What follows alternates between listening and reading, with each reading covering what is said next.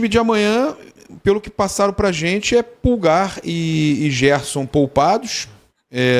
O Felipe vai brincar, sempre brinca, vocês só vão saber uma hora antes, né? E tem vazado pouco. Mas a gente tem aí os retornos de De La Cruz e Arrascaeta. Então eu acho que o Flamengo vai jogar com Ayrton Lucas, tá? Ayrton Lucas vai pro jogo. O time do Flamengo, acredito eu, tá? Não gosto de cravar time, mas Rossi, Wesley, na zaga o Léo Ortiz e Léo Pereira, normal. O Ayrton Lucas, aí a gente vai ter o Alan, eu acredito que ele venha com o Alan, De La Cruz, Arrascaeta, e um pouco mais à frente ali a dúvida se ele já vai vir com o Luiz Araújo, de repente, que está muito bem, Bruno Henrique e Juninho. Eu acho que esse é o time do Flamengo. Quase um time misto, né? Até dentro desse time misto eu pensei até no Danilo, que o Danilo não jogou o último jogo, né? Então quem sabe utilizar o Danilo, dar um pouco mais de minutagem para ele. Mas time misto? Por que time misto? Você falou do Ayrton Lucas, o Gerson e o Pulgar fora. Mas era titular há pouco tempo. Falou que o Luiz Araújo joga. Porque as informações é que o Juninho vai ter minutagem, vai começar jogando esse jogo. E o Botafogo tá sem. O Botafogo tem dois desfalques, né? Isso aí. Tem o Arthur, tem o Bastos. Não se sabe ainda quem é Raíza. O Ayrton teve um probleminha, né? Sofreu um trauma no joelho, não participou hoje da atividade, fez fisioterapia, e aí tem essa preocupação em relação ao Ayrton para o jogo de amanhã. A questão do Danilo, até comentei, o Felipe Luiz, na última entrevista coletiva depois do Fla-Flu, disse que quer evitar ao máximo que os jogadores façam 2 jogos seguidos nesse momento da temporada. Obviamente que não vai ter como, alguns atletas precisarão fazer 2 jogos seguidos, mas o desejo dele é que menos atletas façam 2 jogos seguidos. Então, pensando nisso, dá pra gente imaginar um time bem mexido realmente para esse jogo contra o Botafogo. Tinha expectativa do Danilo titular, agora, por conta dessa situação do Ayrton Lucas, não sei nem se ele pode, de repente, em algum momento, ficar improvisado na lateral esquerda. Pode ser, eu me esqueci aqui, desculpa, Pedrosa, eu me esqueci aqui, eu estava até separado aqui no meu grupo de pautas aqui de trabalho. Realmente, Ayrton Lucas, o Flamengo divulgou, se queixou de dores após sofrer um trauma no joelho esquerdo durante o clássico contra o Fluminense, fez trabalho de fisioterapia nesta terça-feira. Então, a gente não tem o Alexandro com problema e o Ayrton Lucas é dúvida. Ele tem a opção também de jogar com o Léo Pereira na lateral esquerda, que é um jogador que já fez essa função. Joga. E aí ele colocaria o Danilo na zaga. Porque ele teria uma zaga com o Danilo e o Léo Ortiz e o Léo Pereira na lateral esquerda.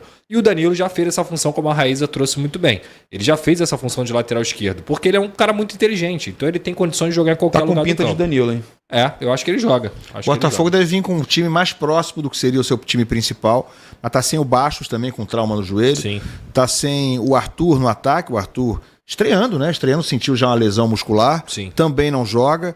Mas é um time que deve vir mais próximo da sua força máxima atual, né, Pedrosa? Sim, e eu acho que pra vaga do Bastos, cara, por mais que você ainda não tenha o David Ricardo, porque esse é um jogo atrasado e o regulamento do Campeonato Carioca é um regulamento que acaba tirando o jogador que foi inscrito depois, ele não pode jogar o jogo atrasado, e aí o David Ricardo, que seria o reforço que poderia jogar, não vai poder jogar contra o Flamengo.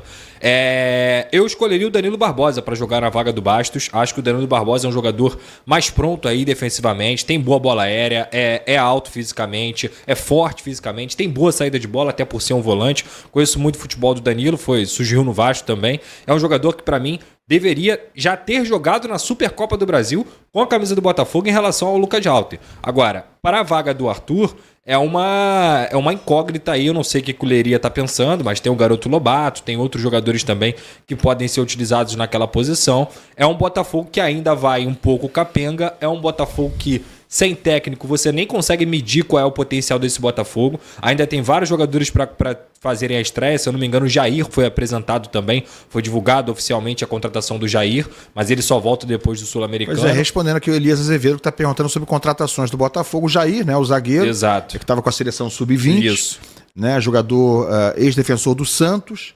E, ao mesmo tempo, o Botafogo tentou a contratação do atacante Henry Mosqueira, né, do colombiano, Sim. mas não foi bem sucedido porque Bom jogador. o Bragantino recusou a proposta. Bom Isso jogador. é o que tem para agora. Agora, treinador, que a gente saiba, viu, Elias? Continua tudo na mesma, né? É muito complicado assim, até estavam falando em conversas com o Mantini e ele pedindo cerca de 5, 6 milhões de reais para ser técnico do Botafogo. Enfim, é uma grana altíssima aí, por mais que ele seja um treinador de alto calibre.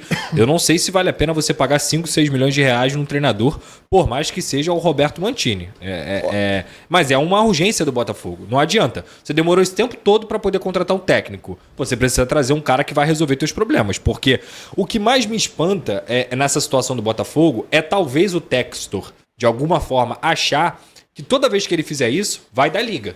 E o futebol brasileiro não funciona assim. Não é porque o Arthur Jorge chegou lá em abril, em março, e conseguiu fazer o Botafogo jogar o futebol maravilhoso. Não é porque o Luiz Henrique e o Almada também chegaram e conseguiram se encaixar perfeitamente, que todos os jogadores que o Botafogo vai contratar vão conseguir fazer o mesmo. O futebol brasileiro não funciona assim. Para um time da Liga, meu amigo, demora. Você precisa de tempo, você precisa de entrosamento, você precisa de uma união de grupo, você precisa do abraço da torcida. Então, assim, é totalmente compreensível quem está cobrando a diretoria do Botafogo, porque eu já falo, repito isso aqui mais uma vez. O planejamento do Botafogo está errado. Errado. Independentemente do que acontecer daqui para frente, pode ser que o Botafogo seja campeão de tudo novamente. O planejamento está errado de acordo com os seus rivais, digamos assim, principais postulantes ao título, Flamengo e Palmeiras. Às vezes o errado dá certo no fim, né? Mas... Pessoal, bora aí para uma noticiazinha aí. Vamos ver o que tá rolando, né, nesse campeonato carioca. Vejam só como está o placar, ó. O Fluminense está a 1 ponto do Botafogo e a 3 do Flamengo. Por mais que para muitos tricolores torcer por uma vitória do Flamengo seja algo praticamente inimaginável, um triunfo rubro-negro nessa noite deixaria o Fluminense mais perto de uma vaga na semifinal. Porque o Botafogo está a 3 pontos do Flamengo, né? Aqui está o quadro, né, de pontos. O Botafogo com 12 pontos, Nova Iguaçu com 13, o Sampaio Corrêa também com 13, o Flamengo com 14, empatado com o Vasco, né, que também está com 14, só que o Flamengo tem mais vitórias que o Vasco. Então, o Botafogo aí tem que vencer, né, para poder estar subindo e entrando no G4 aí. Então vejam aqui, ó, 10 dias depois da Supercopa, o Flamengo e o Botafogo eles voltam a se enfrentar, né? Dessa vez só que pelo Campeonato Carioca. O Botafogo e o Flamengo são times que começaram 2025 com projetos diferentes. O Glorioso seguiu gastando na janela. Apesar de ter perdido nomes importantes do seu elenco, o Glorioso foi ao mercado e gastou para trazer nomes como Arthur e Jair.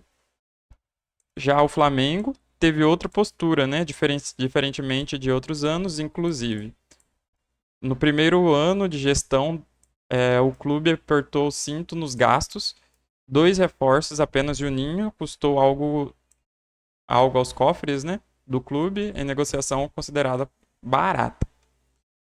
O problema de fluxo de caixa, para não chegarmos numa situação de salário em atraso, estamos neste momento em uma contenção que também se deve por termos analisado o elenco. Sabíamos que não era necessário tanto investimento para continuar sendo competitivo e corresponder à demanda do torcedor. Como o Carioca une os dois rivais? Simples, na forma como olham para o torneio, no planejamento para a temporada. Desde 2024, John Textor já admite que o estadual não era prioridade do clube, com o foco sendo em outros torneios. Animado para ver alguns novos rostos, né, no Botafogo contra o Fluminense, a prioridade é a quarta-feira, Conmebol Libertadores contra Red Bull Bragantino. Agora, sem pressa, por exemplo, para contratar um treinador, o empresário não pretende mudar seu pensamento, nem mesmo se o clube não chegar na semifinal pelo torneio no ano seguido. Apesar de viver uma situação tranquila na tabela,